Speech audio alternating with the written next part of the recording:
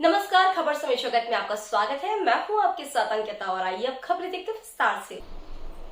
भोपाल।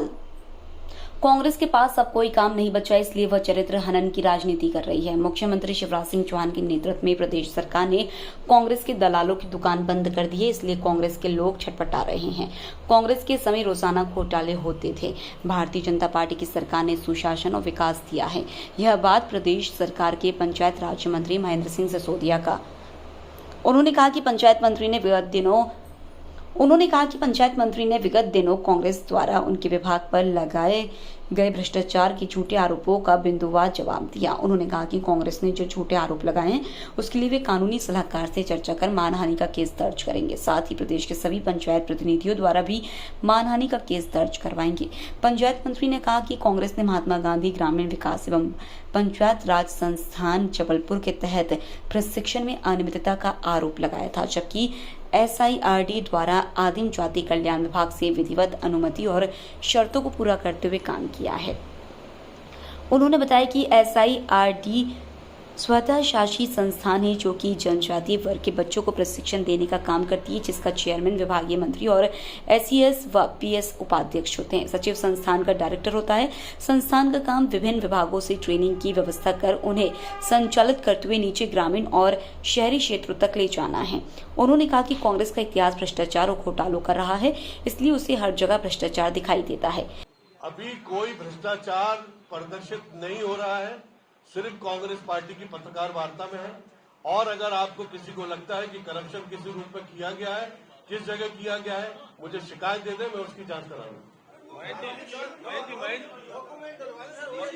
हाँ, आप मेरा ओएसडी गवर्नमेंट अधिकारी है, पत्रकार वार्ता के बाहर आप ले सकते हैं। जिस प्रवक्ता ने आरोप लगाए हैं कांग्रेस को, उस पर कार्रवाई करेंगे आप? हाँ, ये बात मैं कहना चाहता था, आपने याद दिला दी अच्छी। लास्ट बात आपने बीच में कर दी। मैंने लीगल एक्सपर्ट से मैं इस पे चर्चा कर रहा हूँ और अगर संभव होगा तो निश्चित रूप से मानहानि का केस करोड़ों रुपए का दर्ज करूंगा। और मैं अकेला ही नहीं करूंगा, मेरे मध्य प्रदेश के पंचायत के रिप्रेजेंटेटिव भी पूरे मध्य प्रदेश भर में ये मानहानि का दावा करते हैं। यहाँ पर अरे मंत्री जी, इसी से जुड़ा पंकज जी, सलूजा जी और उपस्थित सभी हमारे पत्रकार बंधुओं, आज की पत्रकार वार्ता एक स्पेसिफिक पॉइंट को लेकर मैं आयोजित की है कि विगत दिवस कांग्रेस पार्टी ने मुझ पर और मेरे विभाग पर आरोप लगाए हैं, उसके स्पष्टीकरण के लिए आज की पत्रकार वार्ता आयोजित की गई है।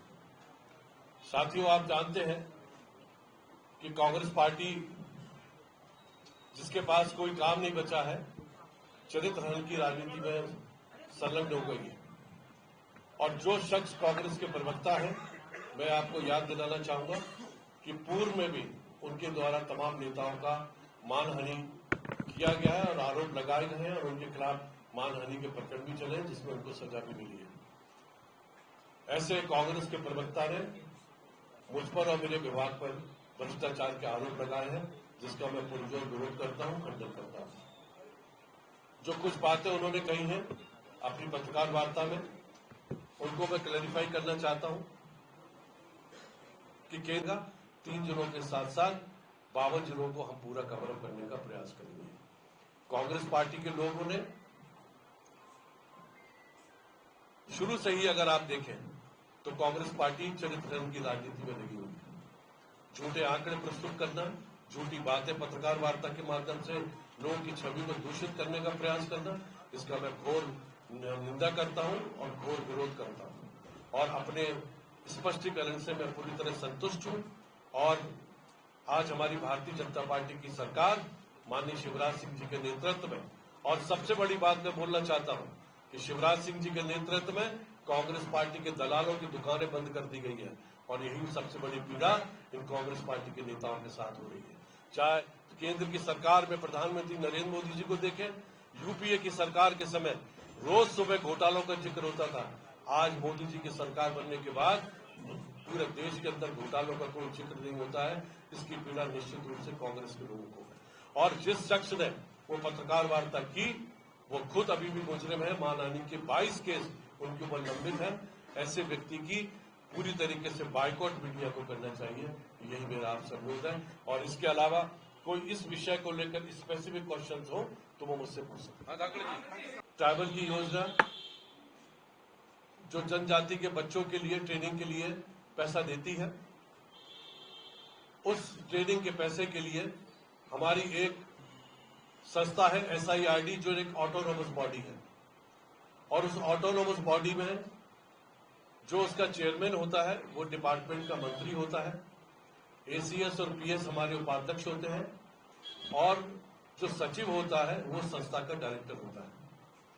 और उसका काम है कि विभिन्न विभागों से ट्रेनिंग की व्यवस्था करना और ट्रेनिंग को संचालित करके ग्रामीण क्षेत्रों तक, शहरी क्षेत्रों तक उसको ले जाना।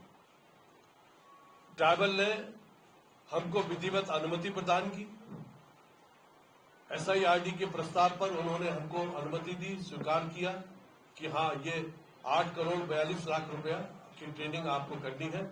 और उसमें 2 शर्तों का उन्होंने जिक्र किया।